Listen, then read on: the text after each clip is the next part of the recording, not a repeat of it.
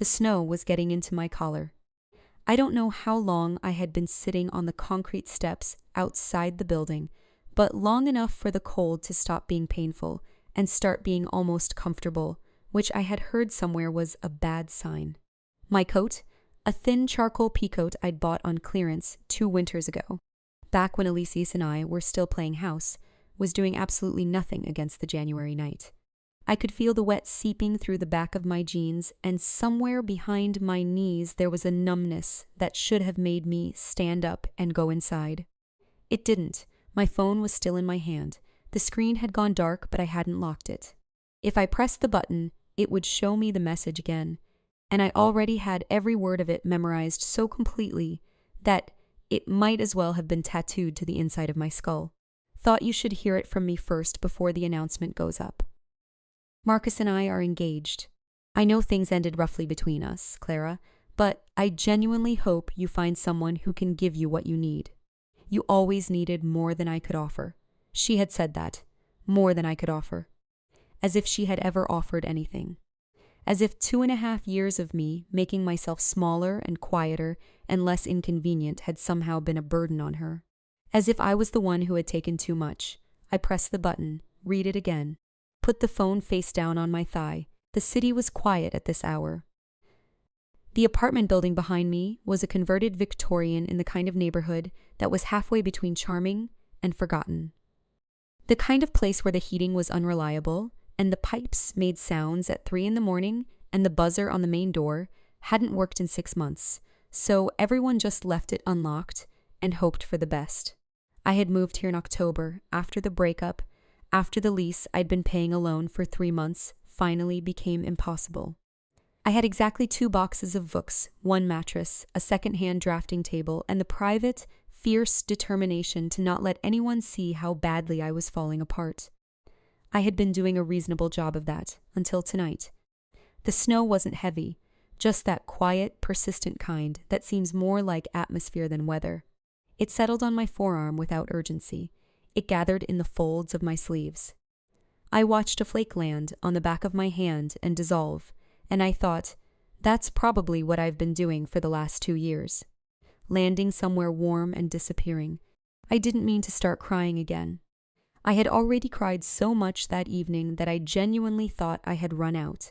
But apparently grief is renewable, because it came back in one long, silent wave that bent me forward over my knees and squeezed the air out of my chest, and I sat there on the steps of my new building in the snow, heaving quietly, alone in the cold, in January, at 29 years old, and thought with perfect clarity.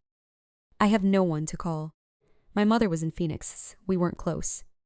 Sienna, my old coworker from the bookstore, the only person from my old life who still texted me, was on a flight to Edinburgh to visit her girlfriend.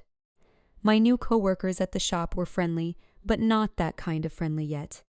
And everyone else I had thought of as mine had turned out to be Elise's, which I should have seen coming, but had been too busy being in love to notice.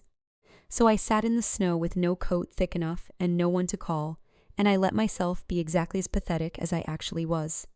You're going to die, the voice was cold. Not cold like the weather. Cold like a door that has been locked for a long time and isn't planning to open.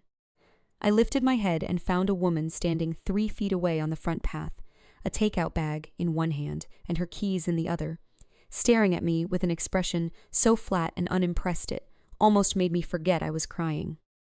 I had seen her before. You couldn't live in this building for 3 months without becoming aware of Rhea Calder in the same way you became aware of structural issues. As a fact about the building, not a thing you could do anything about. She lived in the apartment directly next to mine. I had heard her through the wall, not arguments, not music, just footsteps, and occasionally the sound of something being sanded or polished at hours most people reserved for sleeping. The other tenants talked about her the way people talk about difficult weather, with a combination of complaint and resigned acceptance. She had reported Mr. Desai in 4B for noise violations twice. She had refused to attend both the October potluck and the Christmas party. She had once, according to Mrs. Bellamy on the ground floor, stood in the lobby and watched a man struggle with a broken umbrella for 3 full minutes before informing him flatly that the stick was bent and he was making it worse. She was, by building consensus, someone you did not bother. She was standing in front of me right now, her dark coat still buttoned, her dark hair completely unbothered by the snow, looking at me like I was an inconvenience that had been placed specifically in her path. "I'm fine," I said. My voice sounded like wet newspaper. "You're sitting in the snow in a coat that wouldn't keep a sparrow warm," she said. "You've been outside for at least 40 minutes. I saw you from my window when I left." She glanced at the phone on my thigh. "You didn't go anywhere. You just sat there." She had watched me. I didn't know how to feel about that. "I needed air," I said. "There is air inside. I needed cold air. You've had enough of that." She set the takeout bag down on the step above me, and before I understood what she was doing, she had unbuttoned her coat, a proper winter coat, heavy wool, charcoal, and bone, and dropped it around my shoulders. The warmth of her body was still in it. I flinched slightly at the weight of it, and then I sat very still, because the warmth was so sudden and so total that something in my chest cracked. I did not want to cry again in front of this woman. I had 3 inches of dignity left, and I wanted to keep them. "I don't need your coat," I said. "Correct," she said, picking up the takeout bag. "You need to go inside." "Come." She turned toward the door. I didn't move. Not from stubbornness, not exactly. I think I genuinely wasn't sure my legs would cooperate. She looked back. Something crossed her face, brief, controlled, quickly smoothed over, and she said, "Can you stand?" It was not a question. It was a quiet, practical assessment. "Yes," I said, and then I stood and proved it, though I swayed slightly and had to grab the railing. My hands were so cold I could barely feel the metal. She watched me without comment. When I had steadied myself, she simply turned and opened the door, and I followed her inside, wearing her coat, because I had no better options, and because some small irrational part of me did not want to be alone anymore tonight. Not even with someone who made it very clear she did not do soft. Before we return to the story, I just want to share a quick note. This version is made for YouTube, but the uncensored GL scenes and hotter videos will be available on my Patreon. Some moments are too spicy to include here, so if you want the fuller and bolder version, you can find the details in the description below. Her apartment was the mirror image of mine. Same layout, same old floors, same 2 high ceilings, and completely different in every way that mattered. Mine was the visual evidence of someone who had unpacked survival, but not comfort. Canvases leaning against walls, sketches pinned crookedly, a drafting table crowded with half-finished pages, and dried-up pens, and the specific chaos of someone who keeps starting things and stopping them. Hers was ordered. Not in a sterile way, not like a hotel room, but in the way of someone who had decided very deliberately what would be in the space, and had allowed nothing else. Dark wood furniture, a reading lamp with a warm amber shade. Books on shelves arranged by size and color. On the work table near the far wall, several objects in various states of repair. A chair leg wrapped in cloth. A small oil painting propped on a foam block. A jar of something amber and chemical smelling. She did not give me a tour. She set the takeout bag on the kitchen counter, disappeared briefly, and came back with a folded set of clothes, plain dark tracksuit, socks, and set them on the table. "Bathroom is through there," she said. "Change out of what you're wearing. I'll make tea." I wanted to say that I was fine, that she didn't need to do this, that I could just go next door. But when I looked at my hands, I could see that my fingers were mottled pink and white, and the wet from the steps had soaked through my jeans completely, and I was shaking with the specific, irregular trembling of someone who has cried a great deal and stood up too fast in the cold. "Okay," I said. "Thank you." She didn't respond. I went to the bathroom. The tracksuit was a little large on me. She had a few inches and a broader shoulder, but warm. I caught my reflection in the mirror and looked at myself with honest appraisal. Puffy eyes, chapped lips, hair flattened by snow. I looked exactly like someone who had sat outside in January and cried about an ex-girlfriend until a stranger intervened. I washed my face with cold water and avoided my own eyes on the way out. She had made tea. 2 mugs, plain white ceramic, on the low table in front of the couch. She was seated in the armchair across from it. Not on the couch, where I would presumably sit, but in the chair with the precise arrangement of someone who had designated zones in her own living space and maintained them. I sat on the couch, pulled the blanket she had apparently also left there around my shoulders, picked up the mug, and felt the warmth travel up through my palms and into my arms, and said nothing for a full minute. She also said nothing. She sat with her own tea, her long fingers wrapped around the ceramic, and watched the middle distance with the patience of someone accustomed to silence. I should have left it there. I should have drunk the tea and said thank you and gone to bed, and been embarrassed about this tomorrow in a controlled and private way. Instead, I said she got engaged. I don't know why I said it. Maybe because Rhea Calder had watched me sit in the snow for 40 minutes and had come and put her coat around me anyway. And that meant she already knew something was wrong, and I was so tired of pretending nothing was. Rhea turned her head. To whom? To a man, I said, which is I don't know. She's been with men before. We were together for 2.5 years. I knew about the men. She said they didn't mean anything, and then apparently one of them meant enough. I stopped. The tea was chamomile. It was exactly the right thing. She sent me a message tonight. She said she hoped I'd find someone who could give me what I need. My voice was steady, almost clinical. I had apparently used up the crying portion of the evening. She said I always needed more than she could offer, as if I was the needy one. Rhea said nothing for a moment.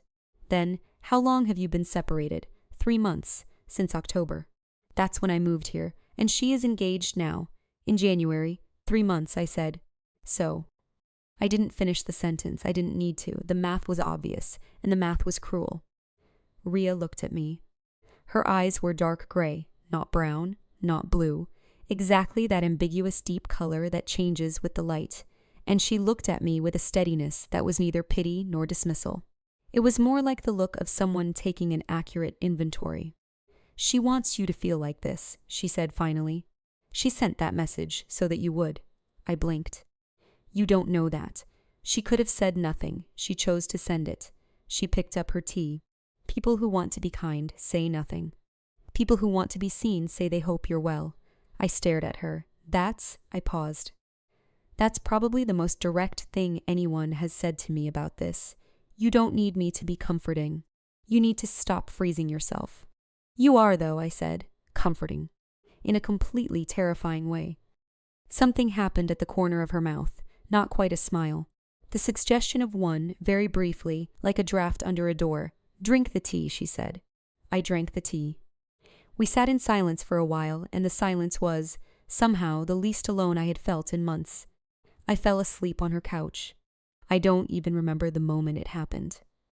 1 second I was watching the amber lamp make a warm circle on the ceiling, and the next the light was different, and gray was coming through the curtains, and I was sideways under the blanket with a pillow under my head that I did not remember placing there. She had covered me while I slept. I lay there for a moment processing this, then carefully sat up and found the apartment empty. But the kitchen smelled of coffee, and there was a note on the counter, a plain index card, handwritten in small, precise letters that leaned very slightly to the right. Coffee in the pot. Bread in the toaster if you press the button. Your clothes are dry. Lock the door behind you if I'm not back. That was all. No hope you're okay. No feel better soon. Just practical, efficient kindness that didn't ask for anything in return. I made the coffee and pressed the button on the toaster and ate the toast standing in her kitchen, looking at the restored painting propped on the work table. It was a small landscape, 19th century at a guess, with a lake and bare winter trees and a thin line of pale light at the horizon. Someone had damaged the lower left corner. There was a dark stain there, and the paint had cracked along a line that cut through the ice at the edge of the lake. Rhea had been working on it. I could see where she had begun gently cleaning the surface, the difference between the treated and untreated sections obvious when you looked closely. She spent her days repairing broken things. I thought about that, on the way back to my apartment, wearing my own dried clothes, carrying the folded blanket to return. She was coming up the stairs as I stepped into the hall. She was in her work clothes now, close-fit dark trousers, a worn flannel shirt, her hair pulled back. She was carrying a bag of groceries, and she stopped when she saw me. You slept, she said. I'm sorry, I said. I didn't mean to. I was going to leave, and I just... You needed it, she said. She looked at the folded blanket in my hands. You don't have to return that. I wanted to. I held it out. Thank you for last night. You didn't have to do any of that. She took the blanket. Next time you want to freeze to death, she said, knock first. It was so dry, so entirely unexpectedly dry, that I laughed. It came out louder than I intended, startled out of me, and it echoed slightly in the old hallway, and I covered my mouth immediately out of shock that it had happened at all. Rhea watched me with that almost expression and said nothing, which somehow made it funnier. And then I was just standing in the hall laughing quietly at nothing. And it felt like the first time I had genuinely laughed in weeks. She walked past me toward her door. But before she opened it, she paused and said, without turning around, Clara, yes? Eat something today. Something real. She went inside. I went inside. I stood in my own apartment for a moment, looking at the chaos of unfinished sketches and unpacked emotion and thought, I want to tell you about the building I lived in, because it matters to this story. The building, which everyone on the block called the Calder, not after Rhea, though it sometimes seemed like it should have been, was 6 stories of Victorian red brick in a city that kept half-heartedly trying to modernize and kept failing at it in charming ways. The radiators knocked. The elevator was unreliable. The Christmas lights on the 4th floor landing had been up since 2019, and no one had ever taken them down because the ladder was in storage, and the storage was locked, and no one could find the key. Mrs.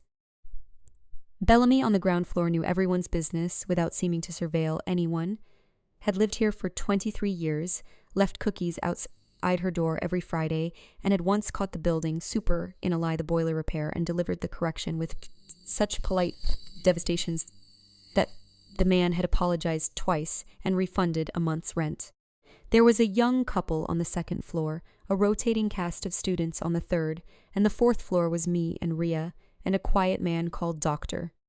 Hess, who I had met once in the elevator, said something kind about my coat, and then immediately retreated and not appeared again for 2 weeks. Everyone to some degree gave Rhea Calder space.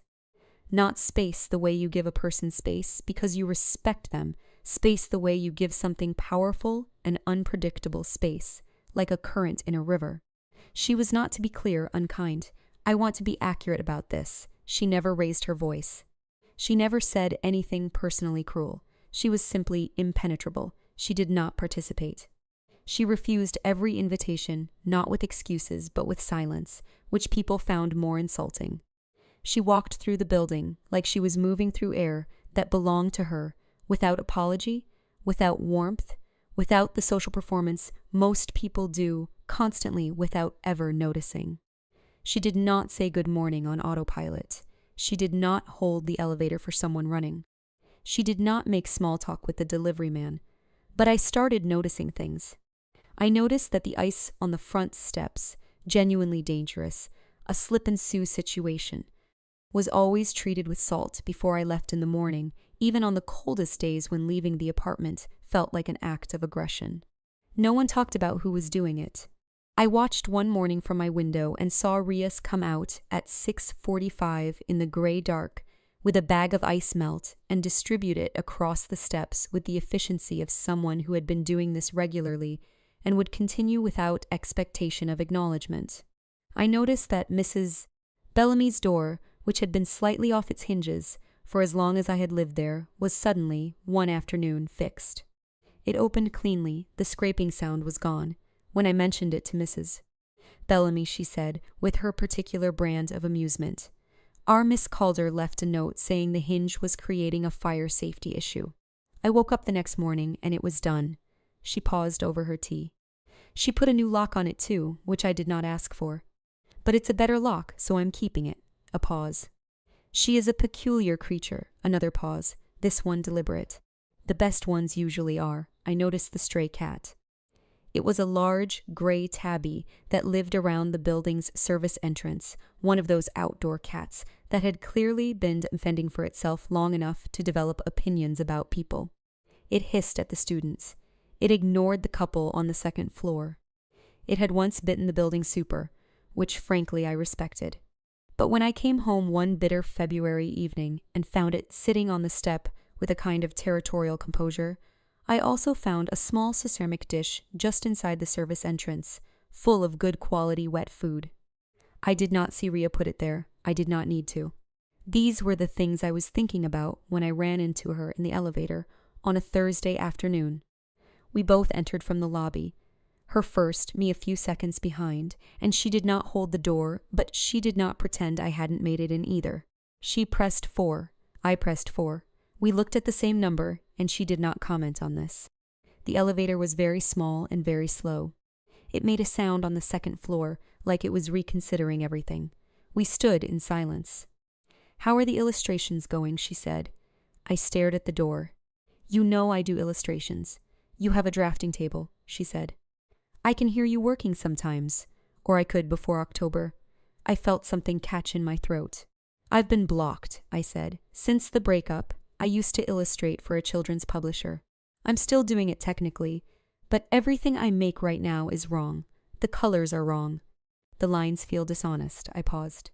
"That probably sounds extremely dramatic." "It sounds accurate," she said. "If you're feeling something different than the work requires, the work resists." "Do you feel that?" I asked. "With what you restore?" The elevator stopped at 4, and we both stepped out. She considered the question in the hallway, keys in hand, with the air of someone who had not been asked about their work in a long while. "Sometimes," she said, "when something has been damaged too much, you can see it. The repair shows. The best restorations are the ones where you cannot tell anything was ever broken." She looked at me steadily. "You just have to keep working until the current voice and the original are the same." She went into her apartment. I stood in the hallway for a long moment and then went into mine and sat at the drafting table and picked up a pencil for the first time in 3 weeks. I drew a woman sitting in the snow. The weeks did what weeks do. They stacked.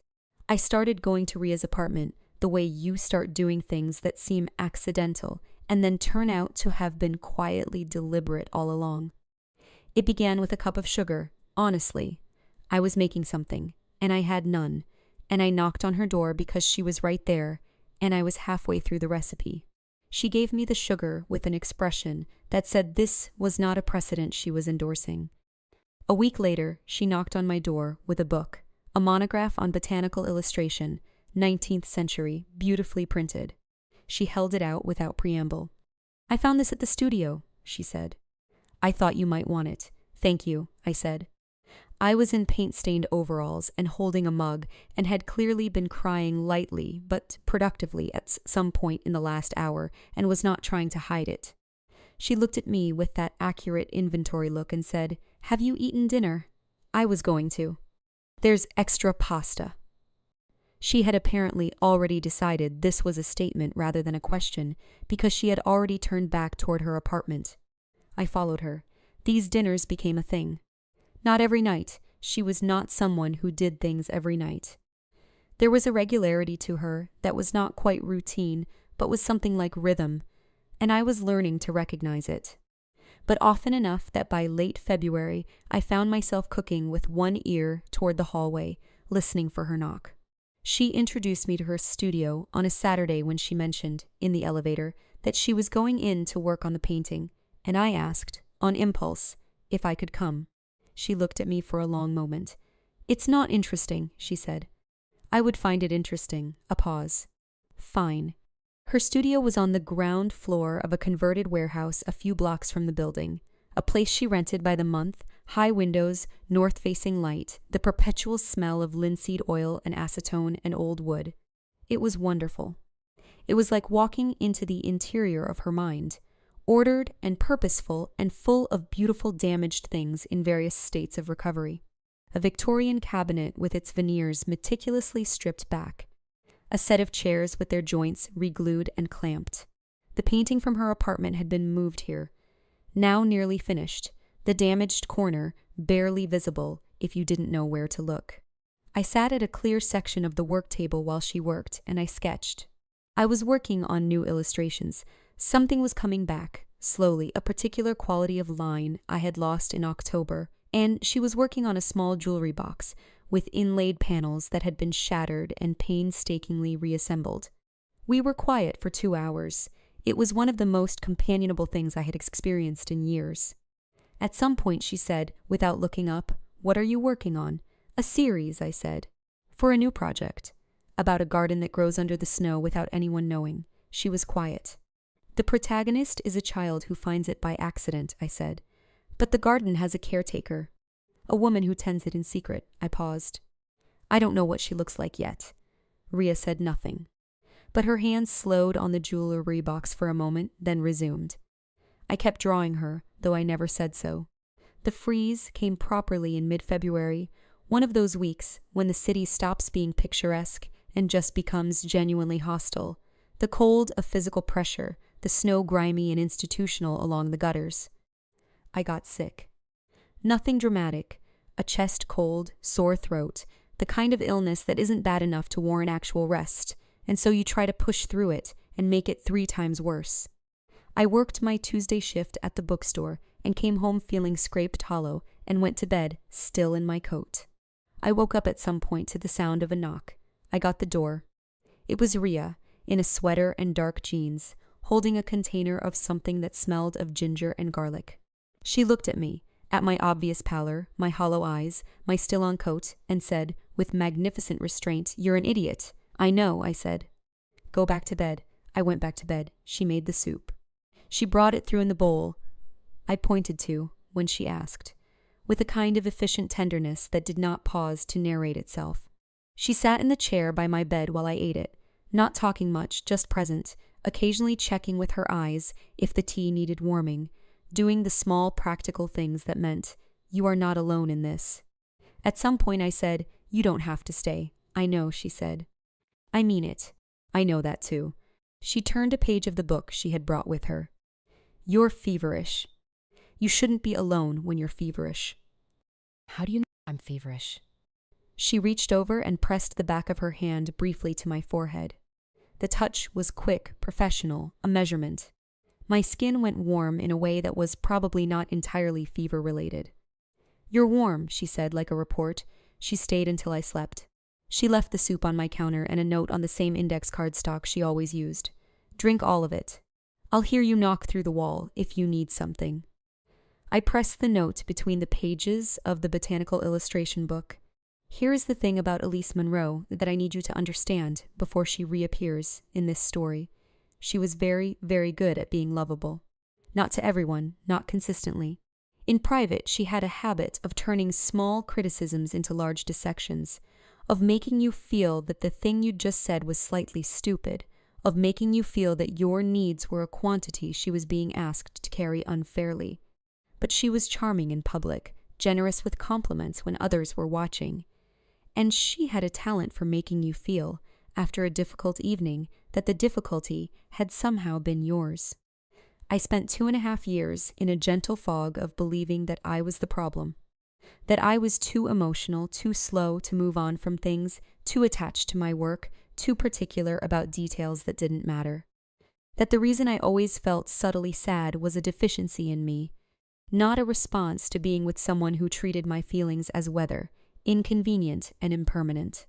I had not fully understood any of this until I met Rhea, not because Rhea told me. She never once said anything critical about Elise, even when I gave her every opening. She simply was different. She was honest about when she was tired or when she didn't want to talk. She said what she thought, without making it a verdict on what I thought. When I made a joke she didn't find funny, she did not pretend otherwise, but she also did not make me feel stupid for having made it. When I said something she found interesting, her eyes changed in a way that was purely involuntary, and that involuntary quality, the realness of it, made me understand, slowly, that I had spent years with someone who performed interest while being somewhere else entirely. By the end of February, I was working again. Not just technically working, but genuinely, the illustrations had a quality I hadn't had before, warmer and more specific, with a texture that my editor called newly brave. I was sketching the Snow Garden series in the evenings, working on the caretaker, her long-fingered hands and controlled expression, and the way she moved through rows of things she had kept alive through the winter without anyone seeing. I had also, without quite deciding to, started falling in love with the woman next door. I want to tell you exactly when I knew. It was a Thursday in late February. I was working the morning shift at Marginal Notes, the bookstore. A small, wonderful place that had too many books and not enough room and exactly the right number of cats on the windowsills. I was shelving in the back room when I heard the bell above the door and did not look up until Sienna, back from Edinburgh, newly radiant with the particular glow of someone who has been thoroughly loved in a European city, grabbed my arm and said, "Clara." "Clara, who is that?" I looked up. Rhea was standing at the front of the store. She was in her good coat, the one she had put around my shoulders in the snow, and she was looking at the display shelf near the door with that focused stillness she brought to everything. She had a small piece of paper in one hand, a list, I realized, and was comparing it to the spines on the display. She had come to the bookstore. She hadn't told me she was going to. "That's my neighbor," I said. Sienna looked at me, then at Rhea, then back at me with the particular expression of someone rapidly assembling new information. "That's the one you've been talking about." "I haven't. For 2 months," Sienna said. "You have mentioned this woman on no fewer than 7 occasions across 4 different conversations. You mentioned her hands last week." A pause. "Her hands, Clara." "I was talking about her restoration work. You described her hands." Sienna released my arm with the satisfied look of someone who has proven a point. "I'm going to go introduce myself. Please don't." But Sienna had already moved toward the front. I watched with genuine alarm as she greeted Rhea with her particular brand of confident friendliness and said something I couldn't hear. Rhea looked at her, looked back at the list, said something brief. Sienna pointed toward the back where I was standing, and Rhea looked up and found me, and something crossed her face that I could not categorize. She walked over. "You work here," she said. "You knew that," I said. "I knew the bookstore," she said. "Not specifically here." She looked at the shelves. "I need something for Mrs. Bellamy." She mentioned a history of the neighborhood written in the 70s. I told her I'd look. Of course she had. "I know exactly the one," I said. "Follow me." We moved through the stacks together, and it was the most normal thing. Her looking over my shoulder at the shelves, me pulling a book here or there to check a spine, the domestic ease of it, until I found the right volume and handed it to her, and she opened it and read the first page with the private focused expression she had when something interested her. She was 2 feet away from me in a narrow aisle between the travel section and local history, and the light through the window was winter white and fell across her profile with a kind of absurd cinematic precision, and I thought, oh no, I was in enormous trouble. She bought the book for Mrs. Bellamy. She also bought 3 other things from her list, paid in cash, and said goodbye to Sienna with a nod that Sienna later described accurately as terrifyingly dignified. She turned to me at the door and said, "Are you finished at 5? 5:30, I said. "There's a winter market on Harrow Street. Walk there with me if you want." It was not precisely an invitation. It was more like a fact she was presenting for me to agree with. I agreed with it. The Harrow Street Market was the kind of thing that looked like a film set and tasted real. Mulled wine in paper cups, roasted chestnuts, a stall selling improbably good pierogi run by a woman who called everyone sweetheart with absolute sincerity. Rhea moved through it with her hands in her pockets, and I walked beside her, and we bought things and commented on things and watched people. And at one point, I put my hand on her arm because I was reaching past her for a sample of smoked cheese, and her whole body went still for a half second, and I pulled my hand back and said sorry, and she said, "It's fine," and looked away. We did not talk about that.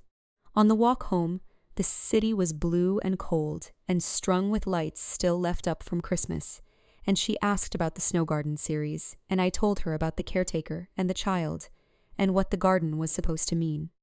She listened the way she listened to everything, fully, without performing it. "What does the garden grow?" she said. "Things that aren't supposed to grow in winter," I said. "Things that are supposed to be impossible. But the caretaker has kept them alive in secret for years." "Why secret?" she said. I looked at the pavement. Because she thought no one would believe her. Ria was quiet for a moment. Then she said, or because she was afraid that if she showed anyone, they would leave, and the garden would stop being hers. I looked at her. She was looking at the street ahead. Yes, I said. Exactly that. We walked the last 2 blocks in silence, and when we reached the building she held the door, and I went through, and we rode the elevator up to the 4th floor, and stood in the hallway outside our doors, and I said night, and she said good night, and we went inside, and I stood against my own closed door for a long time with my heart beating 4 times too fast. The crack appeared in March. I was coming home in the late afternoon when I heard it, a raised voice from the 2nd floor, the young couple in 2A in the middle of what was clearly a serious argument. I couldn't make out words, just the shape of anger, one voice rising and the other trying to bring it down. The rhythm of a fight that had been going on for longer than this particular afternoon. I kept walking, not wanting to be part of it, and then I turned the corner to the 4th floor landing and stopped. Ria was standing very still against the wall just outside the elevator, her back to the plaster, her eyes closed. Her hands were pressed flat to the wall behind her, and she was breathing very slowly and deliberately, the kind of breathing that is a technique rather than a reflex. Her face was completely controlled, but her hands were shaking. I stopped. I didn't say anything. I just stood there. After a moment, her eyes opened. She looked at me. Something passed through her face that I had never seen there before. Embarrassment, almost. And something underneath it that was much older and more complicated. The voices from downstairs shifted and diminished. Ria's breathing evened out. Sorry, she said. Don't apologize, I said. She pushed away from the wall, started toward her door. Ria. She stopped but didn't turn around. I didn't know what to say. I knew that pushing was wrong. I knew that questions would close her up like a fist. So I said simply, I'm going to make tea. Do you want to come over? A silence. Yes, she said. We sat in my apartment. In the particular comfortable clutter of it, the canvases and sketches, the botanical book open on the table. The stray cat, who had apparently decided at some point that my windowsill was acceptable and now appeared there with a regularity that suggested a standing arrangement. And I made tea, and I let her be quiet for as long as she needed. After a while, she said, I don't do well with shouting. Okay, I said, She stopped. Started again. I grew up in a house where the volume was unpredictable. She said it, the way you say things that you have practiced saying without quite saying them. It's better now, most of the time, but sometimes it still catches. Okay, I said. I was not going to make her feel observed. She looked at the sketches pinned to my wall. At the ones for the Snow Garden series, the caretaker visible in 3 of them, a figure seen from the back, tall and long-haired, walking between rows of impossible winter flowers. She looked at them for a long time. The caretaker, she said finally. She looks like someone who has been alone a long time. She has, I said. But the child finds her. A pause. Then Ria said very quietly, I used to be different. I waited. When I was younger, she said. I was not like this. I had a partner. For 5 years. She stopped. Something moved across her face. She was charming. She was warm in public. She was very good at making me feel necessary. She turned her mug in her hands. And then she took everything. Financially, practically, she took everything I had built. And she did it slowly enough that I convinced myself it was my choice, until it was over and there was nothing left. A pause. My family sided with her, because she was charming and I was. She gestured slightly at herself. People believe the warm one. I believe you, I said. She looked at me. You always say the simplest things. I mean it simply. She looked down at her tea. I decided it was easier to stop being necessary, to be the kind of person no one asks things of. That way no one can take what they're not given. That must have been so lonely, I said. She didn't answer, but she didn't deny it either. We sat in the comfortable wreck of my apartment for another hour, and she looked at my drawings, and I showed her the caretaker's hands, the ones I had been working on, the way they moved through the garden, and she looked at them for a long time without speaking. When she left, she paused at the door and said, without turning, The caretaker's hands look like mine. I know, I said. She went into her apartment. I sat down on the floor with my back against my own door, and I was shaking a little, not from cold, and I put my face in my hands and breathed. There was a night in mid-March when the weather couldn't make up its mind and turned everything to sleet. And the power went out in both our apartments around 9 in the evening. I heard her knock before I even found the candles. 3 precise knocks, her knock, the one I would recognize anywhere now. She was at my door with 2 candles already lit and a bottle of wine, and she said, without preamble, "My apartment is colder than yours. Your building side gets the south wall." "That is a completely practical reason to be here," I said. "Yes," she agreed and came inside. We sat on my floor with the candles between us and the wine poured into the closest things I had to glasses, which were actually 2 mismatched mugs, and we talked differently than we usually did. Something about the darkness made the space between us feel smaller, more honest. She told me more about her childhood, the unpredictable house, the way she had learned early that quiet was safer than want, and I told her about Elise, the real version, not the sanitized one I usually gave. The way I had spent years apologizing for having feelings. The way I had learned to preemptively make myself smaller so there'd be nothing for Elise to criticize. "You do that still," Rhea said, not unkindly, just as observation. "What? You apologize before anyone says anything is wrong." She looked at me in the candlelight. "You apologized for using too much tea the first morning. I had given you the tea. I opened my mouth, closed it. "You don't have to do that here," she said. The candle between us guttered slightly. Her face in that light was different. Softer in the jaw, more open in the eyes, something she had been keeping contained moving closer to the surface. I was very aware of how close we were sitting. I was very aware of her hands around the mug. "Rhea," I said. "Don't," she said quietly, but it wasn't cold the way her don'ts used to be. It was frightened. "I'm not asking you for anything," I said. "I just want you to know that I see you, the way you see me." She was quiet for a long moment. Outside, the sleet was hitting the windows in sheets. The candle threw everything in amber. "That's the problem," she said finally. "You see too clearly." We sat there until the power came back, and when it did, we both blinked in the sudden light. And she gathered her candles and her mug and went back to her apartment, and I sat on the floor in my lit room and pressed my fingers against the warmth the candles had left on the wood and did not sleep for a long time. April came with a particular cruelty. The snow started melting, which sounds like relief, but actually produces a kind of in-between sadness. Everything too wet and colorless. The beauty of the winter gone, and the beauty of spring not yet arrived. The city in the raw, underdressed state of a place caught between things.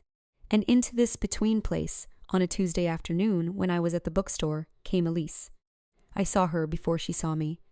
She was in the travel section, of course, always looking for the next departure, wearing the red coat she knew I loved, her dark hair shorter now.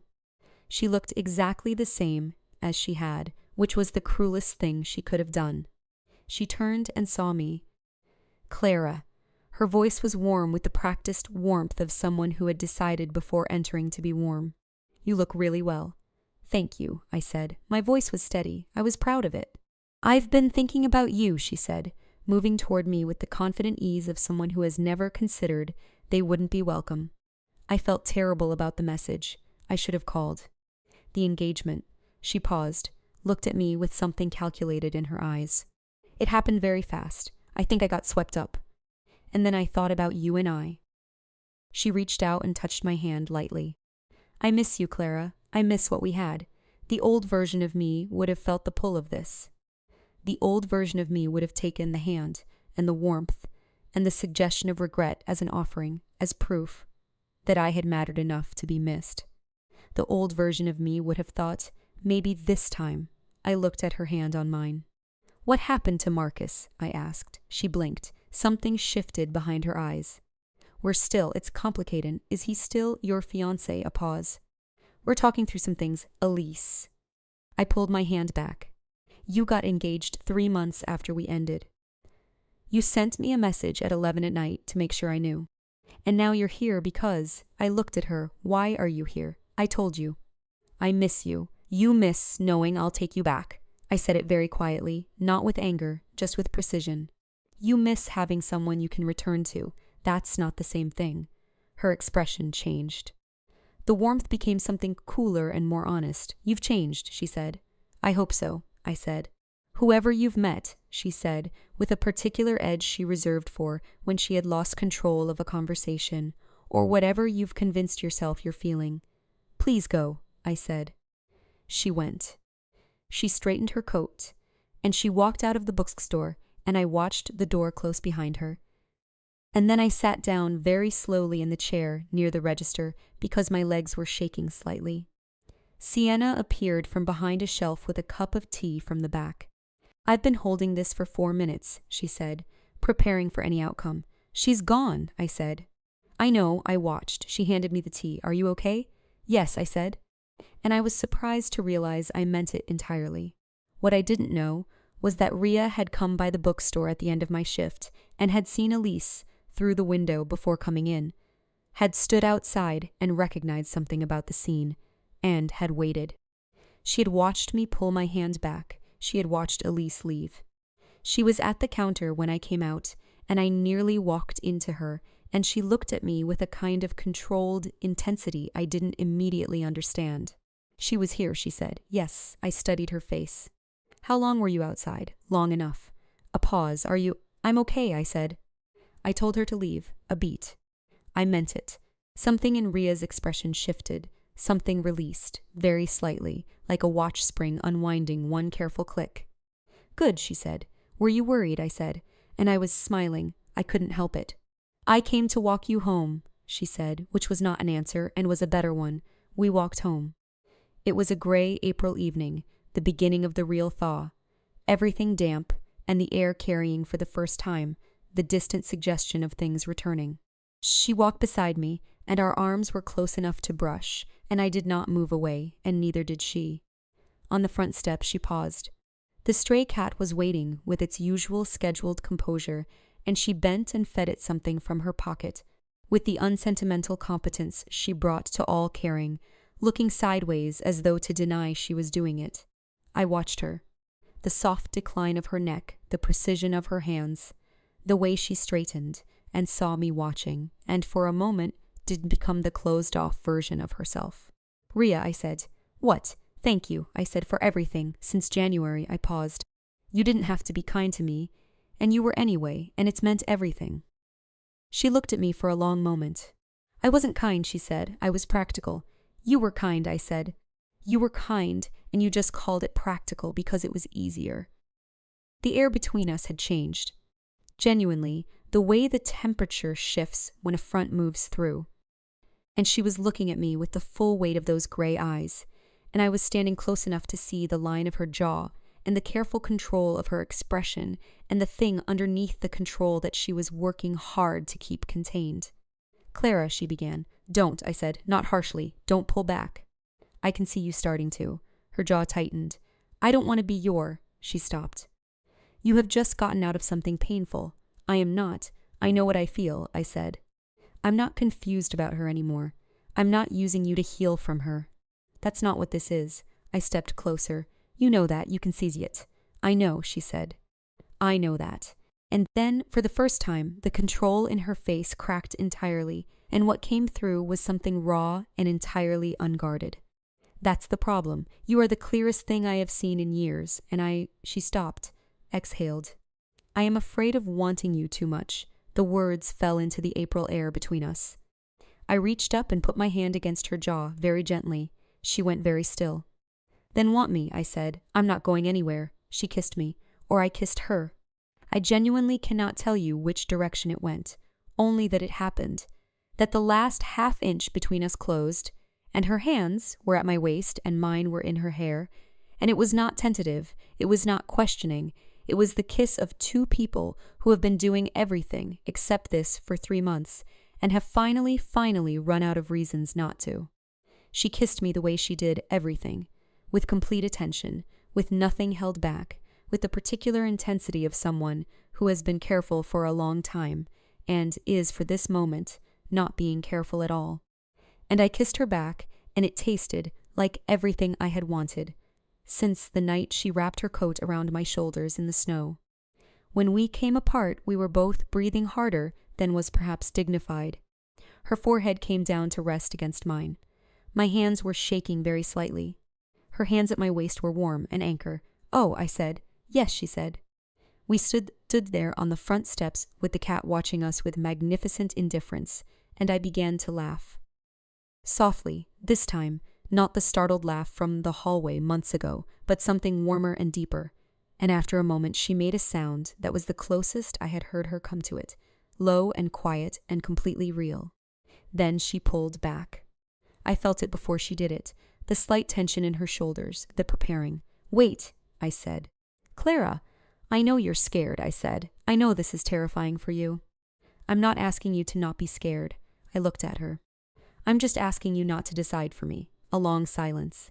The city made its small city sounds around us. A taxi in the street. Somewhere a window opening. "I need a day," she said. "One day, too." She stopped. "One day." "Okay," I said. "Okay," she said. She went inside. I sat on the steps for a few minutes. Not crying this time. Just existing, breathing the beginning of spring air. And then I went inside too. The day she asked for was the worst day. I heard her through the wall in the morning, moving around her kitchen, the sound of her coffee maker, the particular footsteps I had learned to recognize the way you learn the rhythm of someone's breathing when you've been close enough to hear it. I worked at my drafting table and did not knock. I went to the bookstore and came home and did not knock. I ate dinner standing over the counter, and I watched the wall and I waited. The knock, when it came, was at 10:30 at night. I opened the door. She was in her own doorway rather than mine, which meant she had knocked and then stepped back. Her hands were in her pockets and she was looking at me with the full, unguarded version of herself. No armor, no managed distance, just Rias, standing in the hall at 10:30 at night, having spent a day deciding. "I am not easy to be with," she said. "I don't talk about everything I feel. I work late. I find most social situations exhausting. I have bad weeks where I go very quiet, and it is not about you, but it will feel like it is." A pause. "I have been alone for a long time, and I have forgotten how to be otherwise, and I will probably get it wrong in ways neither of us can predict." I waited. "But," she said, and the word had real weight, "I have spent every day since January thinking about you. I have thought about your hands when you draw, and the sound you make when you're working something out, and the way you talk to the cat, and the fact that you think I don't know you've been drawing me for 2 months." She paused. "I have wanted to be someone you could trust, and I was afraid that was the same as wanting you, but it is not. Wanting to be trusted is wanting to be worthy. Wanting you," she stopped, looked at her hands, then at me. "Wanting you is different. It is larger than that." I crossed into the hallway. I put both my hands on her face. She looked at me with those gray eyes, the whole weight of her in them. "I love you," I said. She closed her eyes. "I love you," she said, in a voice that sounded like something being put down after a very long time of carrying it. I pulled her toward me and kissed her in the hallway at 10:30 on an April night, and Mrs.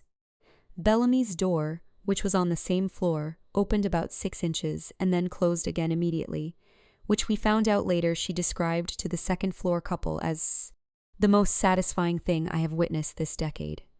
The building's spring gathering, which Mrs.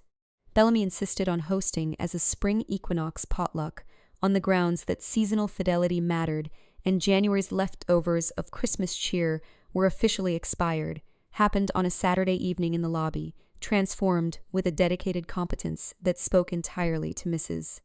Bellamy's organizational will. There were lights and a good tablecloth and an embarrassment of food from 6 different countries, and almost everyone in the building came down. And there was a particular moment, midway through the evening, where Ria, who was standing at my side with her hand at the small of my back and no explanation, offered. Accepted a small plate of something from Mr.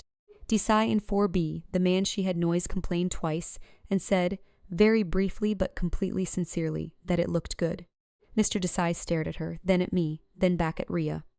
Then he beamed with such absolute joy that his wife, coming up behind him with more food, asked what had happened, and she said it looked good. Mrs.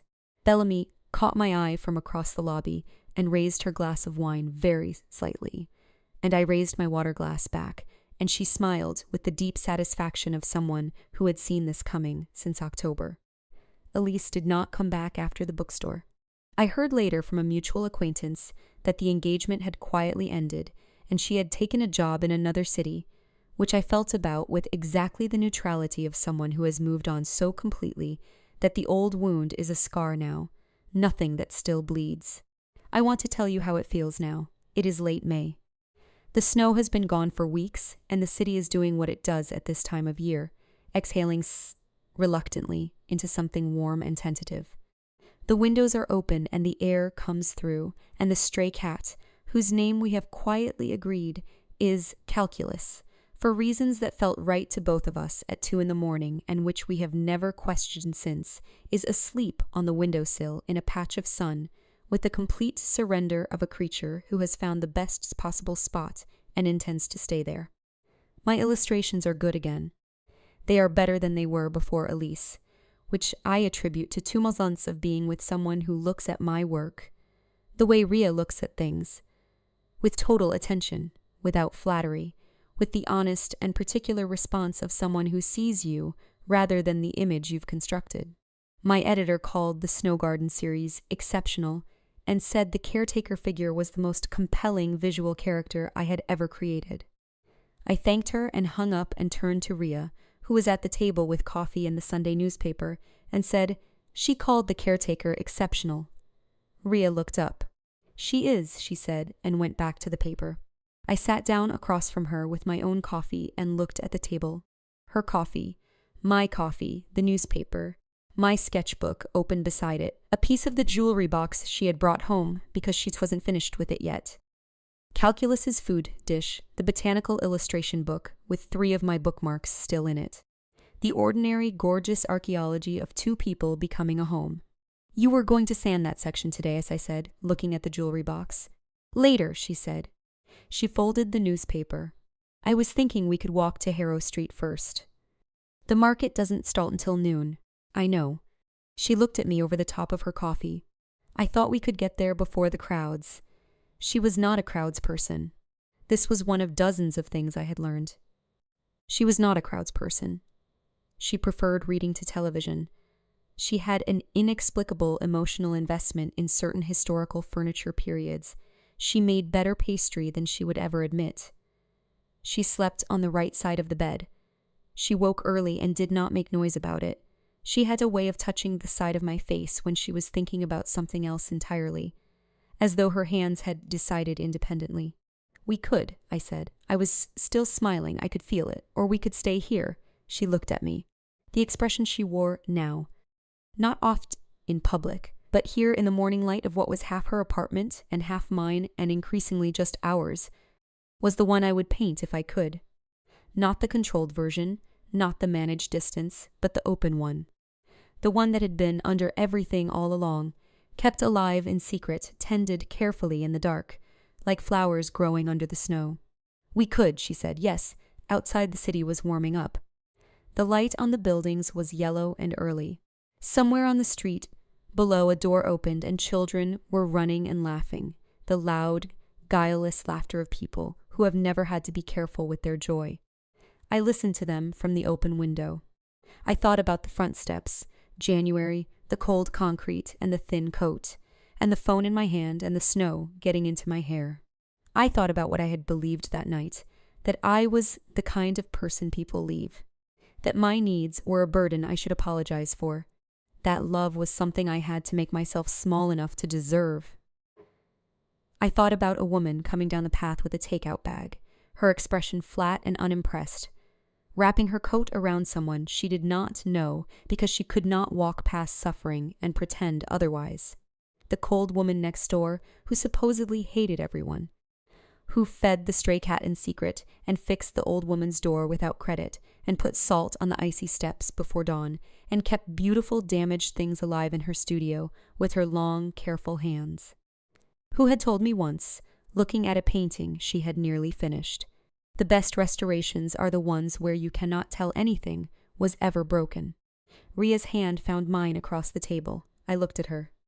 She was watching me with the quiet, certain look she had when she was not going to say anything more because everything had already been said. I held her hand. Outside, the children were still running. The sun was getting warm. Somewhere in the courtyard, Calculus was probably finding a new patch of light, as cats do, relocating joy with complete pragmatic confidence, leaving one warm place for a warmer one without apology. I was not crying in the snow anymore. I was here, I was warm, I was known, I had been found.